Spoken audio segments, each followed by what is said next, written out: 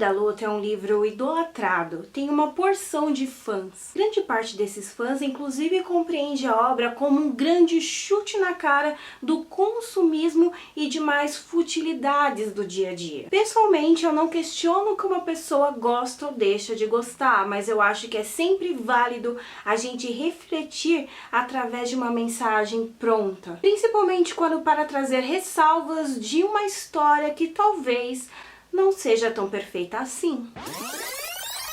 Oi, aqui é a Stephanie, você está no canal Mundos Impressos. Hoje é dia da gente finalmente conversar sobre Clube da Luta e algumas irresponsabilidades que eu percebi durante a narrativa. Clube da Luta, primeiramente, vai nos apresentar um personagem que sofre de insônia ferrenha e que, de certa maneira, vai encontrar tratamento ao ir em grupos de apoio para pessoas que têm doenças que ele não tem. Em uma reflexão direta, ver pessoas próximas à morte ou que de alguma maneira já estiveram próximas a ela faz com que ele se sinta melhor sobre a própria vida. Tanto que a pessoa que ele mais ama abraçar nesses grupos, a pessoa que mais lhe traz paz e o faz refletir que talvez a sua vida não seja tão ruim assim, é um homem de meia idade que teve câncer, acabou perdendo os testículos e devido à bomba também acabou desenvolvendo seios. Só que mesmo seguindo regularmente esse tratamento, certo dia não vai dar tão certo assim, porque no meio de tantas pessoas ele reconhece uma mulher, ele percebe uma mulher tão mentirosa quanto ele, ou seja, uma mulher que vai até esses grupos buscar a paz sem que de fato tenha a doença que o grupo busca apoio. E essa percepção faz com que ele comece a se sentir incomodado, porque a presença dessa mulher que sabe que ele é um mentiroso o faz de certa maneira confrontar a própria consciência, ou seja, esse tratamento dele passa a ser interrompido. E é em meio a essa descoberta de volta da insônia ferrenha, de ele não saber mais o que faz para se sentir melhor, que ele acaba conhecendo um homem chamado Tyler, que certo dia, para relaxar, sugere que um comece a socar a cara do outro. A partir dessa luta, então, eles vão perceber que o ato de se socarem até sangrarem, às vezes até mesmo quebrar um osso ou outro, não é só bom para relaxar, mas também para, de certa maneira, descarregar a frustração que o mundo consumista e toda essa pressão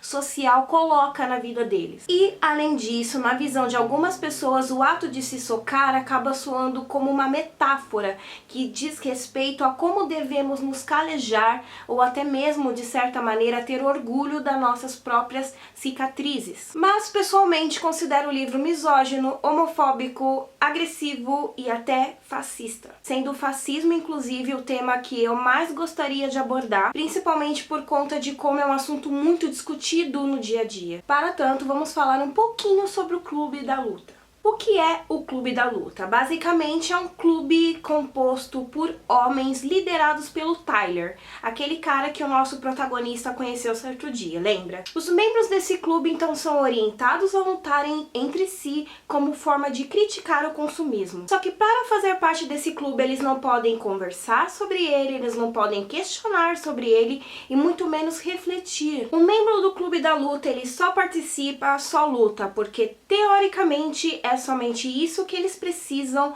para lidar com a frustração do consumismo, da mediocridade de suas vidas. Há uma série de autores e pesquisadores que dedicam suas vidas a compreenderem o fascismo e como ele se inicia. Dentre tantos, eu especialmente gosto da maneira com que o autor Umberto Eco, autor do livro O Fascismo Eterno, busca refletir acerca dessas questões. A partir de estudos como esse, então dá pra gente chegar à conclusão que há uma série de características que praticamente encabeçam todo e qualquer regime fascista. E eu gostaria muito de abordar algumas delas com vocês e como estas se manifestam dentro do Clube da Luta. A primeira característica que eu gostaria de abordar com vocês é o quanto o fascismo tem medo ao diferente. Tudo que difere daquilo que o líder prega é ruim, é mal. E isso dentro do clube da luta acaba se manifestando na maneira com que todas as pessoas que não estão dentro do clube da luta são consideradas fúteis, indignas até,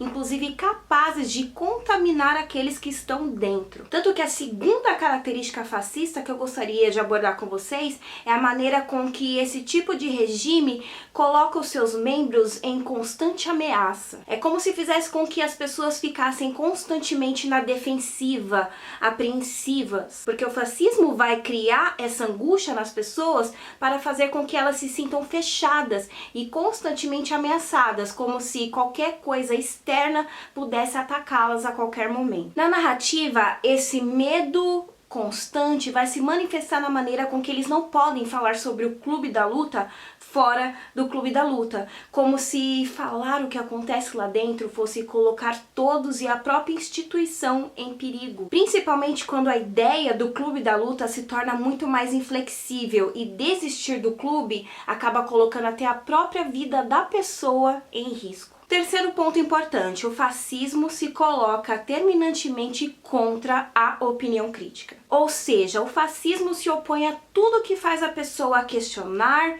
refletir. Autoexplicativo, a primeira regra do clube da luta, inclusive, é: você não pode falar sobre o clube da luta. Ou seja, não tem o que eles refletirem, eles só precisam ir até lá, entrar, lutar e ir para suas casas como se nada tivesse acontecido. E essa prática se torna tão ferrenha que ela acaba dialogando com o quarto ponto que eu gostaria de conversar com vocês. A maneira com que o fascismo, ele luta constantemente contra uma conspiração, com um inimigo externo, que também vai dialogar com a maneira com que eles vivem na defensiva, com medo de serem atacados. A gente sabe que a criação de um inimigo, ela forma a defesa, mas a obsessão por ele faz com que as pessoas se sintam totalmente bitoladas, alienadas. Tanto que quem é o grande inimigo do clube da luta? O consumismo e, até certo ponto, até o próprio capitalismo em si, já que essas ideologias fazem com que a masculinidade desses homens seja, de certa maneira, destituída, inferiorizada, fazendo com que eles fiquem bitolados por uma conspiração, como se essas ideias os acompanhassem e os perseguissem 24 horas por dia, 7 dias por semana. E é claro que ambas essas ideologias, o consumismo, o capitalismo, etc e tal, são sim problemáticas, precisam ser refletidas e questionadas, precisam ser adaptadas, mas dentro da ideia do clube da luta acaba se tornando uma ideia obsessiva. Uma ideia dentro do fascismo bem marcante é a proclamação de um líder. O fascismo precisa de um grande irmão, uma pessoa que vai encabeçar todo esse ato político e fazer com que as pessoas a sigam sem questionar, seja para onde for. E o mais interessante é que, além dessa marca ser muito presente no fascismo em si, é algo muito nítido que escorre pelas páginas do Clube da Luta, porque todos seguem o Tyler, o líder, friamente, cegamente. O Tyler é quem coordena esse clube e vai passar a decidir o que cada um deles faz, aonde faz e como faz. E mesmo falando em coordenação, eu falo sobre uma coordenação que é inflexível, porque chega num ponto que o Clube da Luta se torna uma ideia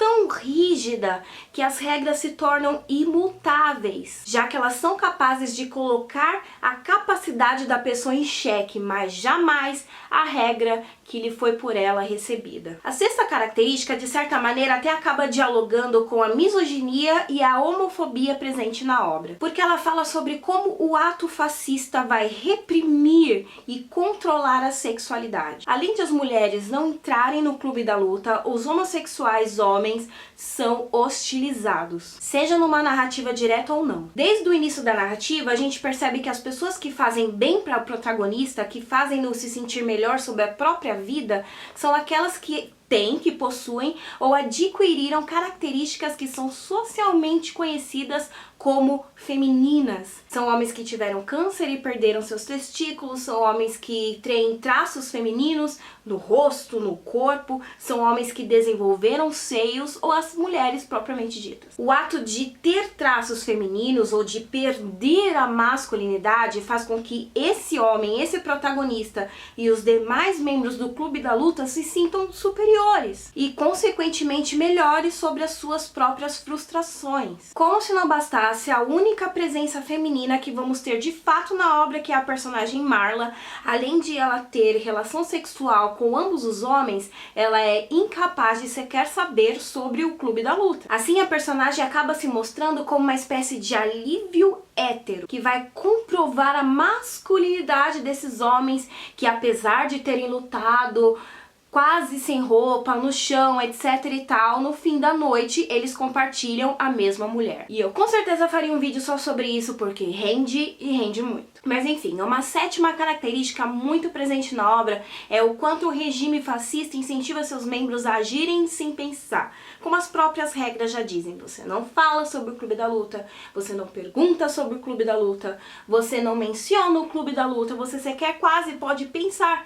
sobre o Clube da Luta. E uma coisa importante a ressaltar é que no decorrer da narrativa, esse lutar acaba se tornando um destruir. Você começa a precisar destruir coisas para fazer parte desse Clube da Luta. E nessa altura da narrativa, eu sinto que o autor até tenta, de certa maneira, a incluir uma ideia anarquista em toda essa depredação, em toda essa destruição. Só que a base desses atos, a base do livro está tão contaminada com ideias e características fascistas que ela não se mostra firme o bastante. Vide o fato de eles terem um líder, e ter um líder, uma pessoa que vai comandar um grupo, é uma das ideias que o anarquismo mais abomina, porque a partir do momento que você passa a seguir uma pessoa, você perde totalmente a sua autenticidade. E dialogando bastante com essa coisa de você seguir um líder assim, de maneira impensada, a oitava característica vai falar da maneira com que o fascismo tem um vocabulário muito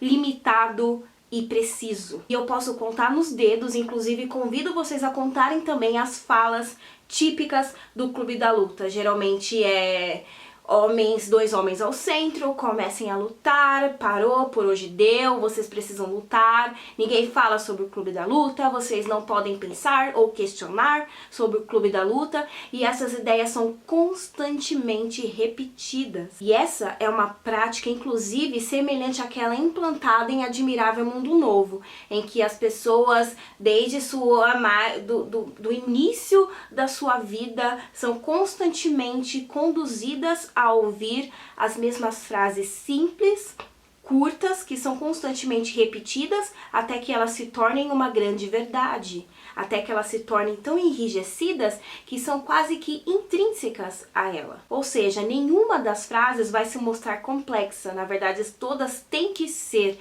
de fácil absorção, a fim de que cada membro tenha mais facilidade em absorver cada uma delas e levar para suas vidas como uma grande verdade absoluta. No nono ponto, eu queria trazer uma das características bem marcantes também, é uma das mais marcantes de todas, do fascismo, que é um apelo a uma classe frustrada. Porque o fascismo, ele vai buscar focar nas pessoas que estão mais socialmente frustradas, porque sabe que é nelas que se encontra o elo mais frágil. Uma pessoa frustrada está muito mais propensa a mergulhar no escuro do que aquela outra que está totalmente contente com a sua vida. Uma pessoa frustrada, muitas vezes ela sequer vai querer saber da procedência de uma promessa, de uma garantia de melhoria, desde que essa outra pessoa garanta que sim, ela vai melhorar. Em O Clube da Luta fica evidente que o Tyler encontra seus membros exatamente naqueles homens que estão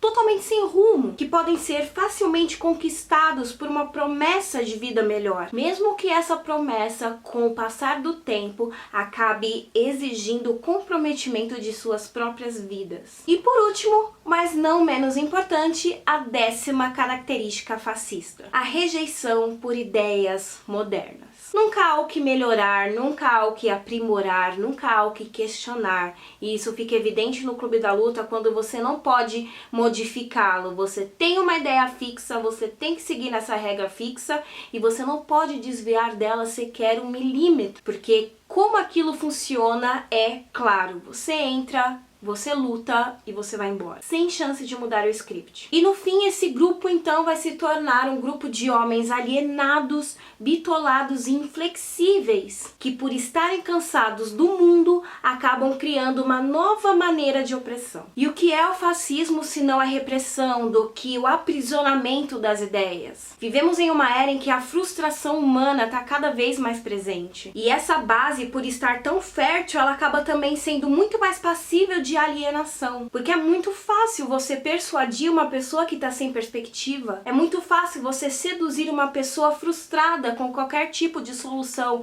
mesmo que ela não seja real. E é a partir dessa questão que a gente precisa refletir sobre a responsabilidade. É evidente que todo e qualquer escritor, ele tem responsabilidade por tudo aquilo que ele está escrevendo, mas ele não é responsável pela maneira com que a mensagem é recebida. Como eu sempre digo para vocês, ler é um ato muito pessoal. Uma pessoa pode ler, sei lá, Lolita e refletir sobre os perigos de uma narração feita em primeira pessoa, porque aquele é o único ponto de vista que você vai ter. E ao mesmo tempo outra pessoa que também lê Lolita pode jurar de pé junto que se trata de uma história de amor. É o mesmo livro, incontáveis interpretações. A partir do momento que o livro sai das mãos do autor, ele não tem mais a capacidade de controlar a maneira com que a sua mensagem vai ser recebida. Portanto, mesmo que a ideia do autor não foi passar um livro com uma mensagem fascista, é assim que ele pode ser descoberto e compreendido pela maneira com que as palavras, as ideias são disponibilizadas na obra. Então, uma maneira de evitar esse desencontro entre a ideia que ele quer passar e a ideia que vai ser recebida é, no momento da escrita, refletir muito sobre a predisposição das ideias, sobre a maneira com que ele quer abordar os seus pensamentos. Porque como escritor, ainda mais no mundo atual, é quase que uma obrigação você deixar moldes, vestígios que endureçam, que deixam a sua ideia mais firme, para que ela não acabe resultando em uma reflexão completamente diferente daquela que você almejava no início da obra. Então seria fascista? Acredito que não. Talvez até pelo contrário. Mas ao dar vida ao Clube da Luta como um clube opressor, violento, inflexível e até mesmo segregante, fica difícil de compreender esse grupo de homens de um jeito que não seja um grupo de homens fascistas. Seja nos personagens que segregam uma pessoa ou outra porque ela não lhe parece digna o bastante, ou até em atos mais violentos de homens que agridem um outro homem porque, segundo eles têm traços femininos demais. Mas a nível de curiosidade, ele foi um lutador. E isso, de certa maneira, até vai explicar a temática do Clube da Luta em si. Mas aqueles que já estudaram algum tipo de luta ou, de certa maneira, praticou alguma arte marcial, sabe que o princípio desses esportes é controlar os sentimentos e não o contrário. Aqui é como se o Clube da Luta fizesse apologia à violência como tratamento. Mas a opressão física é só uma outra maneira de manter um grupo em ordem. O fato de ele ser homossexual também não o exime de ser homofóbico e muito menos misógino. E uma percepção necessária é que fazer parte de uma minoria não faz com que você não seja passível de errar com outra. Digo isso porque em 2003, com muito medo que uma jornalista contasse ao mundo que ele é homossexual, ele fez com que os seus fãs fossem atrás dela, fizessem um inferno na vida da moça, inclusive destruíssem o jornal em que ela trabalhava, porque ele não queria que ninguém do mundo soubesse que ele era homossexual. Ok, um direito dele, mas no fim a mulher também não ia contar nada pra ninguém. Ela só via como jornalista, ele estava super famoso na época, ela só ia comentar que ele estava solteiro e mais nada. Depois de ele perceber o quanto ele tinha errado, ele acabou ele mesmo contando pro mundo inteiro que ele era homossexual, mas isso é um exemplo de como fazer parte de uma minoria não faz com que a gente seja incapaz de ser escroto com outra. Mas enfim, desde o início da narrativa eu encontrei certos pontos que eu acho que são plausíveis de questionamento, de reflexão, inclusive principalmente porque mesmo nos momentos em que ele tentou buscar implantar uma ideia anarquista, a obra já estava tão impregnada de características fascistas que não se mostrou forte o bastante para aguentar essa alteração. São elementos, ferramentas literárias que precisam ser planejadas e contextualizadas para que não faça com que você mesmo perca a ideia que você queria tanto passar, o que acabaria criando um discurso completamente diferente. No fim, a falta de percepção e tato nessa obra fez com que a base para mim totalmente se perdesse, o que acabou criando uma doutrina tão alienante quanto o próprio consumismo em si, quanto o próprio consumismo que ele condena. Seja como for, eu queria muito agradecer a presença de todos vocês que me assistiram até aqui e dizer que eu espero de coração que essas percepções também te façam questionar não só o livro do Clube da Luta em si, mas toda e qualquer leitura. Antes de tornar aquilo uma verdade absoluta, é interessante a gente refletir, questionar e não simplesmente aceitar. Isso faz com que nós nos tornemos mais críticos sobre a vida e, consequentemente, seres humanos mais autênticos. Enfim, é isso. Muito obrigada por assistirem, obrigada por estarem até aqui, porque eu acho que esse vídeo ficou longo e por hoje é só. Obrigada por tudo e eu os vejo no próximo. Tchau, tchau!